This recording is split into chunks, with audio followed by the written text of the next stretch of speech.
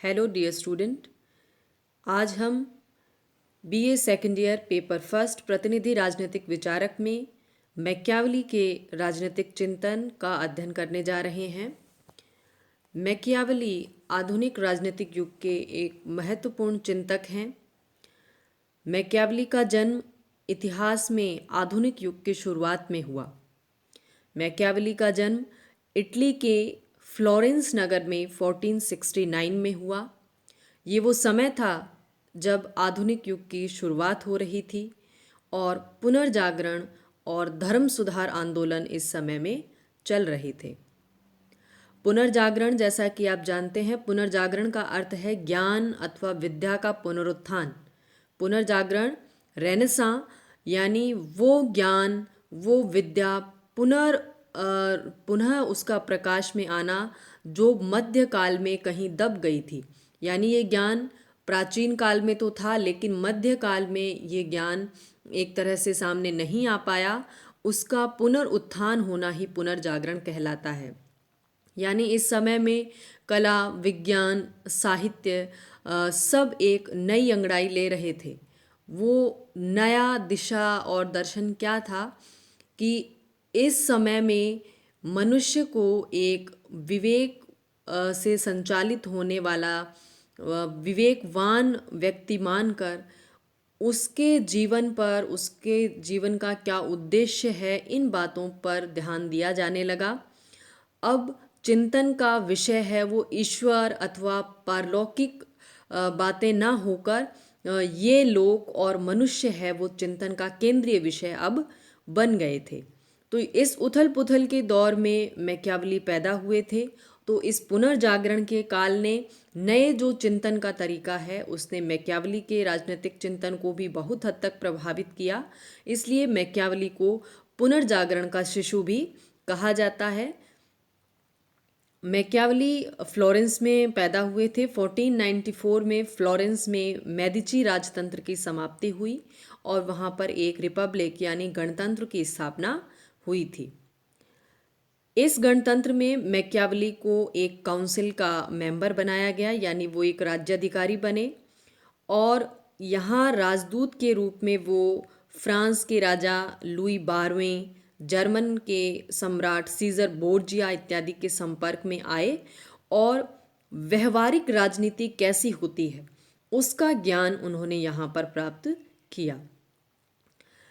Machiavelli का गृह जो नगर था फ्लोरेंस, वो इटली का एक राज्य कहा जा सकता है। मैकियावली के जीवन काल में इटली है वो 5 छोटे छोटे राज्यों में बंटा हुआ था और ये राज्य स्वार्थवश अपने आपस में ही झगड़ों में उलझे रहते थे, जिसका फ़ायदा उठाकर फ्रांस, स्पेन और रोमन एम्पायर जैसे शक्तिशाली जो राज्य है वो इस पर आक्रमण करते रहते थे और इन्हें अपने आधिपत्य में लेने का प्रयास करते थे। तो ये सब मैकियावली ने अपने जीवन काल में देखा। इटली को एक विभाजित राष्ट्र के रूप में उन्होंने देखा और इसकी दुर्दशा का कारण उन्होंने एक यूनिटी या एक एकता का जो अभाव है उसको पाया। मैकियावली गणतंत्र में एक राज्याधिकारी के रूप में नियुक्त थे, लेकिन 1512 में फिर से फ्लोरेंस का गणतंत्र है वो समाप्त हो गया और मेडिची राजवंश है वो फिर से शासन में आ गया। राजतंत्र की पुनः स्थापना हुई और मैकियावली को मेडिची राजवंश के खिलाफ षड्यंत्र के आरोप में गिरफ्तार किया गया और उनकी राजनीतिक गतिविधियों पर प्रतिबंध लगा दिया और उन्हें कारावास में जेल में डाल दिया गया। उसी दौरान मैकियावली ने 1513 में प्रिंस का लेखन शुरू किया, जो इनका सबसे महत्वपूर्ण कार्य है या सबसे महत्वपूर्ण पुस्तक है, द प्रिंस। उसका लेखन शुरू किया और इसे अपने ही जो राजवंश है उसके लॉरेंजो दी मेडिची को समर्पित किया। ये जो प्रिंस नामक पुस्तक थी ये ड्यूक ऑफ बोर्जिया है उनसे प्रेरित थी और ड्यूक ऑफ बोर्जिया को ही द प्रिंस में एक आदर्श राजा के रूप में मैकियावली ने चित्रित किया है कि एक आदर्श राजा में कैसे गुण होने चाहिए, किस तरह से वो अपने एम्पायर की स्थापना करे, किस तरह से उसकी पावर को वो बनाए रख सकता है, कैसे अपने राज्य का संवर्धन कर सकता है। ये जो सारे गुण या फिर ये जो सारी इसके संबंधी आवश्यकताएं, कैसे नेसेसरी वर्चूज होने चाहिए राजा के अंदर, या राजा में क्या गुण हो कि वो इस तरह के कार्य कर सके, इसके लिए मैकियावेली ने ड्यूक ऑफ सीजर बोर्जिया है उनसे काफ़ी प्रेरणा ग्रहण की है। मैकियावेली की अध्ययन पद्धति, मैकियावेली ने हिस्टोरिकल और एम्पिरिकल मेथड्स का इस्तेमाल किया है, यानी ऐतिहासिक और अनुभव मूलक अध्ययन पद्धतियां हैं उनका इस्तेमाल किया है। ऐतिहासिक पद्धति से आशय है कि मैकियावेली ऐसा सोचते थे कि वर्तमान की जो समस्याएं हैं इनका समाधान इतिहास का अध्ययन करने से हो सकता है। उनका मानना था कि सभी देश और काल, काल माने टाइम, सभी देश और काल में मनुष्य का व्यवहार एक जैसा होता है, एक ही प्रकार के उद्देश्यों से वो संचालित होता है, एक ही जैसी समस्याएं उसके सामने आती है। तो यदि वो वर्तमान की समस्याओं को हल करना चाहता है तो वो इतिहास का अध्ययन करें, इतिहास के अध्ययन से उसे अनुभव प्राप्त होगा और वो वर्तमान समस्याओं को हल कर पाएगा। तो इस कारण इसकी जो अध्ययन पद्धति है उसे ऐतिहासिक और अनुभव मूलक अध्ययन पद्धति कहा जाता है। मैकियावेली के बारे में एक और ख़ास बात है कि मैक्सी ने मैकियावेली को प्रथम आधुनिक राजनीतिक चिंतक कहा है, यानी फर्स्ट मॉडर्न पॉलिटिकल थिंकर। तो अब मैकियावेली के राजनीतिक चिंतन में ऐसी क्या बात थी कि इसे प्रथम आधुनिक राजनीतिक विचारक कहा गया, या आधुनिक राजनीति विज्ञान का पिता कहा जाता है, father of modern political science. तो ऐसा क्या बात थी मैकियावेली के राजनीतिक चिंतन में? तो उसके लिए हमें पता है कि प्राचीन और जो मध्यकालीन राजनीतिक चिंतन था वो नैतिकता को सर्वोपरि मानता था, यानी उनके अनुसार व्यक्ति के जीवन का उद्देश्य है एक नैतिक जीवन व्यतीत करना, राज्य का उद्देश्य है एक नैतिक शासक को पैदा करना, नैतिक शासक हो जो नैतिकता से अपने प्रजा के ऊपर शासन करे। इथिक्स है वो उनका मेन टारगेट था। समाज में नैतिकता की स्थापना करना प्राचीन और मध्यकालीन राजनीतिक चिंतन की प्रमुख विशेषता थी। और दूसरी विशेषता प्राचीन चिंतन की ये थी कि यहाँ पर धर्म और राजनीति का पृथक्करण नहीं था। राजा है वो धर्म से, चर्च इत्यादि से निर्देशित होता था। तो ये जो दोनों प्राचीन विशेषताएं थी, नैतिकता पर आधारित शासन और धर्म या चर्च के द्वारा निर्देशित राजनीति, मैकियावेली ने इन दोनों ही विशेषताओं का त्याग कर दिया और एक यथार्थवादी चिंतन है उसकी आधारशिला रखी है। तो ये जो दोनों नैतिकता और धर्म संबंधी जंजीरें थी, इनको तोड़कर मैकियावेली ने राजनीति विज्ञान को एक स्वतंत्र विषय के रूप में स्थापित करने का प्रयास किया और उन्होंने कहा राजनीति है वो चर्च से निर्देशित नहीं हो सकती है। ठीक है, इसका एक अपना अलग स्वतंत्र विषय क्षेत्र है। चर्च या धर्म है उसका संबंध पारलौकिक विषयों से है, जबकि राजनीति है वो इस लोक से संबंधित है। तो इन दोनों का संबंध विच्छेद है वो मैकियावेली ने किया। इसी कारण से मैकियावेली को प्रथम आधुनिक राजनीतिक चिंतक की संज्ञा दी गई है। इसी प्रकार डनिंग ने कहा है कि प्रिंस वो प्रथम रचना है जिसमें मध्ययुगीन चिंतन प्रणाली का त्याग कर दिया है। मध्ययुगीन या प्राचीन चिंतन प्रणाली जो प्लेटो, अरस्तु, एक्विनास, ऑगस्टाइन के समय से चली आ रही थी, मैकियावेली ने उन बंधनों को तोड़ दिया है। डनिंग ने मैकियावेली को अपने युग का शिशु भी कहा है। शिशु माने पुनर्जागरण की जो आरंभिक प्रवृत्तियां थी उन्होंने मैकियावेली के चिंतन को प्रभावित किया है और आगे चलते चलते और भी नए यथार्थवादी विचारक है उन्होंने राजनीतिक चिंतन पर इस यथार्थवाद पर चिंतन में अपने गौर किया है। तो मैकियावेली उनकी शुरुआत भर है, इसीलिए डनिंग ने इसे अपने युग का शिशु कहा है। पुनर्जागरण है, फ्लोरेंस उसका एक प्रमुख केंद्र था। कला, दर्शन और विज्ञान के मध्ययुगीन आदर्शों के स्थान पर प्राचीन यूनानी और रोमन आदर्शों को स्थान। प्राचीन यानी मैंने कहा जैसे कि पुनर्जागरण में ज्ञान तो वो पहले से ही था, लेकिन वो मध्यकाल, डार्क एज जिसको कहा जाता है, अंधकार का युग जिसे कहा जाता है, उसमें वो सब ज्ञान कहीं खो गया था। तो वो प्राचीन ज्ञान है, उसको पुनरुत्थान करना, उसको फिर से मुख्य धारा में लाना ही पुनर्जागरण का उद्देश्य था। इसमें मानववाद पर, मानव विवेक पर, मानव को चिंतन का केंद्र बिंदु बनाने पर बल दिया गया है। और उसकी दशाएं कैसी थी जब मैकियावेली पैदा हुआ? इटली है वो बहुत बुरी तरह से विभाजित था। नेपल्स, मिलान, फ्लोरेंस, वेनिस और रोमन कैथोलिक चर्च का कुछ क्षेत्र है वो इटली का इस तरह से विभाजन हो रखा था। मैकियावेली की राजनीतिक चिंतन का उद्देश्य था इटली को एक एकीकृत राष्ट्रीय राज्य के रूप में स्थापित करना। मैकियावेली की महत्वपूर्ण पुस्तकें, सबसे महत्वपूर्ण पुस्तक है द प्रिंस, जो 1513 में उसने लिखी, लेकिन मैकियावेली की मृत्यु हो गई थी 1527 में। और पोस्ट थॉमसली यानी उनकी मृत्यु के बाद 1532 में इस पुस्तक का प्रकाशन हुआ है। इस पुस्तक में उन्होंने राजतंत्र का समर्थन किया है और ये मैकियावेली की सबसे अधिक चर्चित पुस्तक है। दूसरी महत्वपूर्ण पुस्तक है द डिस्कोर्सेज ऑन लिवी। ये भी मैकियावेली की मृत्यु के बाद 1531 में प्रकाशित हुई। इसका लेखन उन्होंने 1521 में किया था और ये पुस्तक है रिपब्लिक का या गणतंत्रीय शासन का समर्थन करती है। डिस्कोर्स का मतलब होता है चर्चा, और who was Levi? Discourses on Levi यानी लिवी पर चर्चा। लिवी कौन थे? लिवी टिटियस प्राचीन रोमन जो गणराज्य था या प्राचीन जो रोमन साम्राज्य था उसके प्रमुख इतिहासकार थे, जिन्होंने कई पुस्तकें रोमन हिस्ट्री के ऊपर लिखी कि कैसे एक रोमन एम्पायर है उसका जन्म हुआ और किस तरह से उसने अपना विस्तार किया, किस तरह से उसने अपनी पावर को बनाए रखा।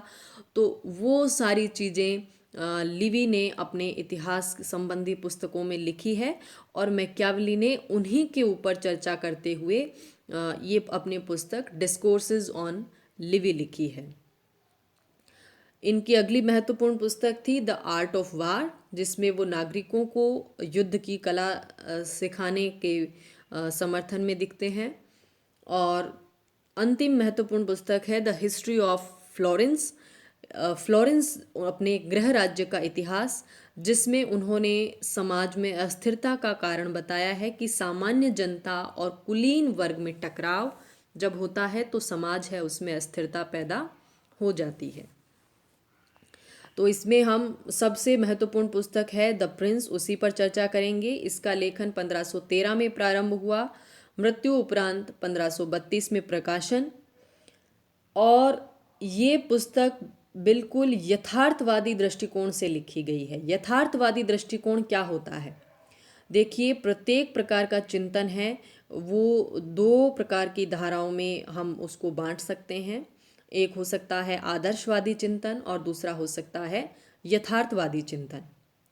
आदर्शवादी जो इस बात पर विचार करता है कि व्हाट ऑट टू बी, क्या होना चाहिए, जिस जैसा चिंतन प्लेटो का था उसे हम आदर्शवादी चिंतन कह सकते हैं, क्योंकि प्लेटो ये विचार करते हैं कि जनता को कैसा होना चाहिए, आदर्श राज्य कैसा होना चाहिए, दार्शनिक राजा कैसा होना चाहिए। What ought to be, they are not concern with the reality.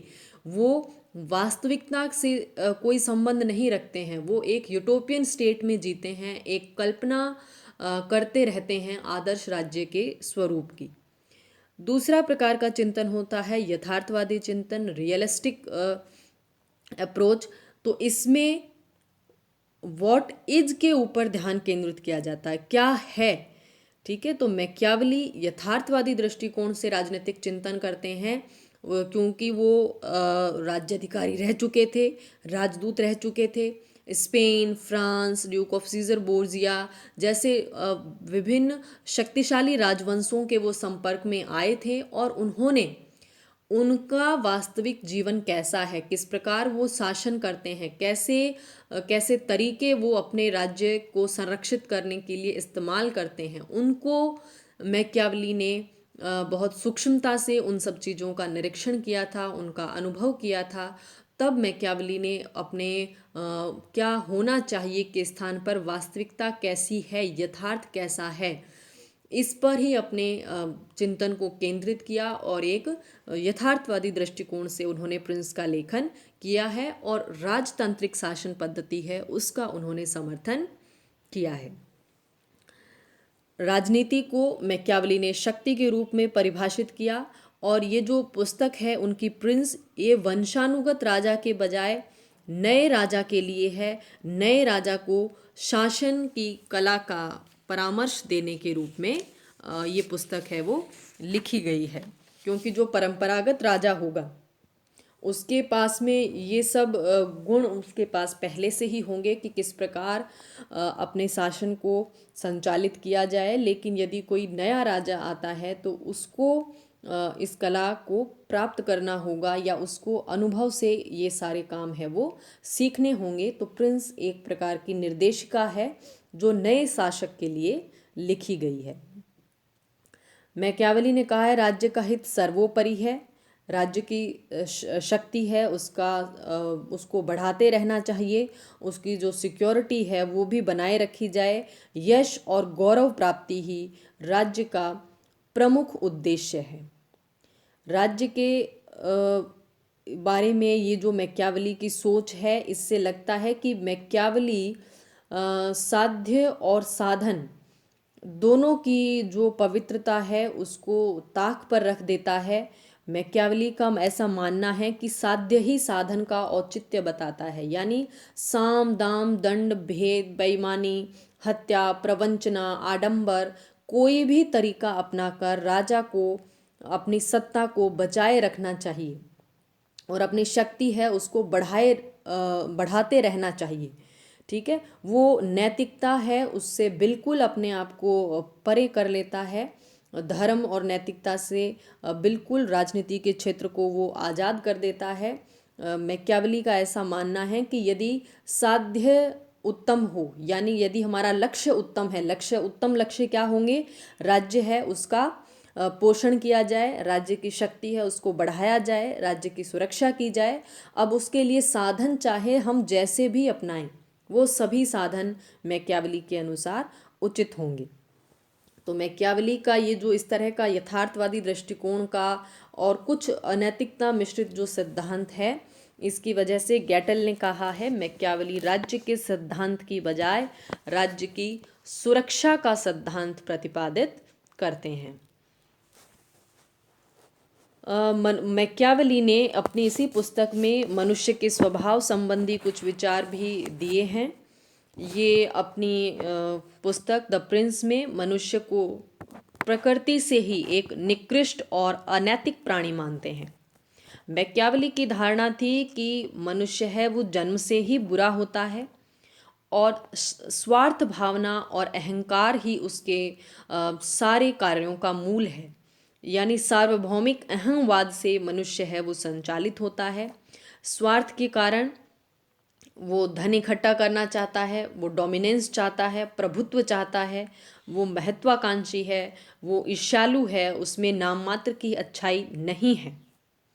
इस संबंध में मैकियावली की एक बहुत ही फेमस कोटेशन है कि लोग अपने पिता की मृत्यु का दुख आसानी से भूल जाते हैं, लेकिन पितृधन की हानि को या संपत्ति को हानि पहुंचाने वाले को नहीं भूलते हैं।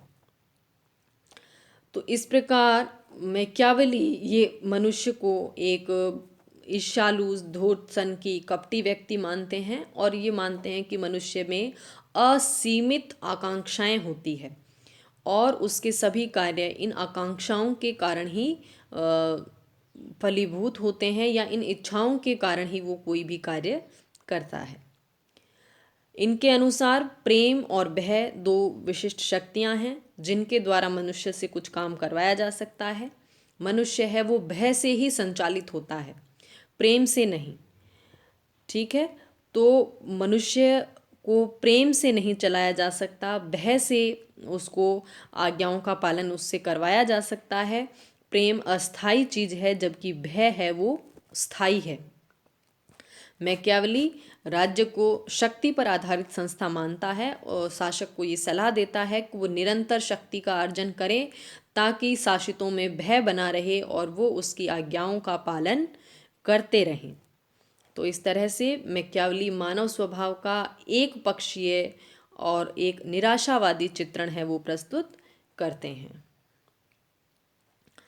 धर्म और चर्च संबंधी विचार। इस संबंध में मैकियावली मध्ययुगीन धार्मिक विचारों का खंडन कर देते हैं कि चर्च है वो राज्य को निर्देशित ना करे और ये धर्म का वहीं तक समर्थन करते हैं जहाँ तक ये राज्य के उद्देश्यों की प्राप्ति में सहायक हो। मैकियावली कहते हैं राजा को धार्मिक होने का ढोंग करना चाहिए, लेकिन वास्तव में उसका उद्देश्य होगा राज्य की शक्ति को बढ़ाना, राज्य की सुरक्षा करना, यही उसका उद्देश्य होना चाहिए। और चर्च पर राज्य के नियंत्रण का समर्थन करते हैं। ये बिल्कुल एक नई बात मैकियावली के चिंतन में है कि मध्ययुगीन विचारक जो थे वो राज्य पर चर्च के नियंत्रण को स्थापित करते थे, लेकिन मैकियावली ने कहा है कि इस जगत में जो कुछ भी है उस पर इस जगत के राजा का नियंत्रण होना चाहिए। तो चर्च को यदि यहाँ ऑपरेट करना है, इस पृथ्वी पर चर्च यदि काम करता है तो वो यहाँ के शासक के नियंत्रण में ही होना चाहिए। यानी उन्होंने राजनीति को धर्म और नैतिकता से बिल्कुल पृथक कर दिया है, शासक को बिल्कुल स्वतंत्र किया है, उस पर कोई नियंत्रण नहीं होना चाहिए और न ही कोई नैतिकता का बंधन उस पर होगा।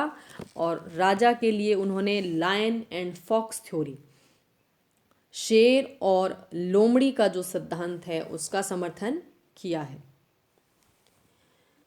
नैतिकता के दोहरे मापदंड है वो मैकियावली ने प्रस्तुत किए हैं। उन्होंने कहा है परंपरागत नैतिकता है वो सामान्य जनता के लिए है, जनता को नैतिक जीवन है वो व्यतीत करना चाहिए।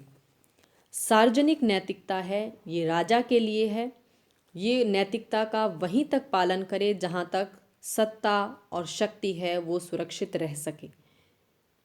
यानी राजा के लिए नैतिक होना जरूरी नहीं है, बल्कि नैतिकता का ढोंग करना राजा के लिए जरूरी है। मैकियावली कहते हैं राज्य किसी नैतिकता को नहीं जानता है, वह जो कुछ करता है वह ना तो नैतिक है ना ही अनैतिक है, बल्कि नैतिकता से रहित है।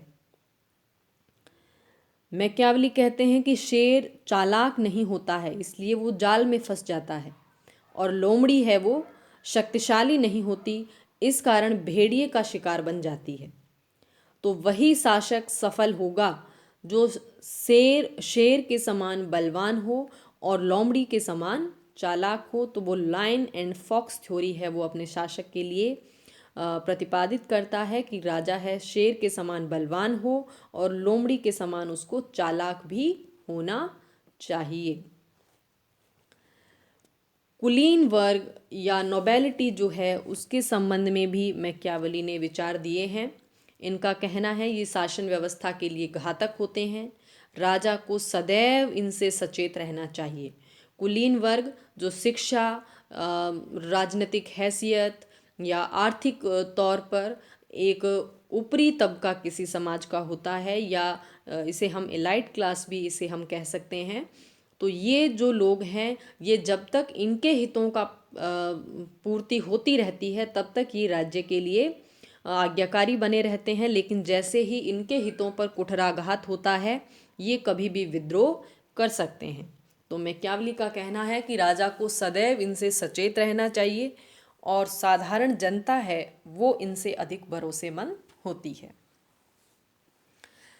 अपनी पुस्तक प्रिंस जो है द प्रिंस है उसमें मैकियावली ने राजतंत्र का समर्थन किया है, मानव को स्वभाव से निकृष्ट माना है।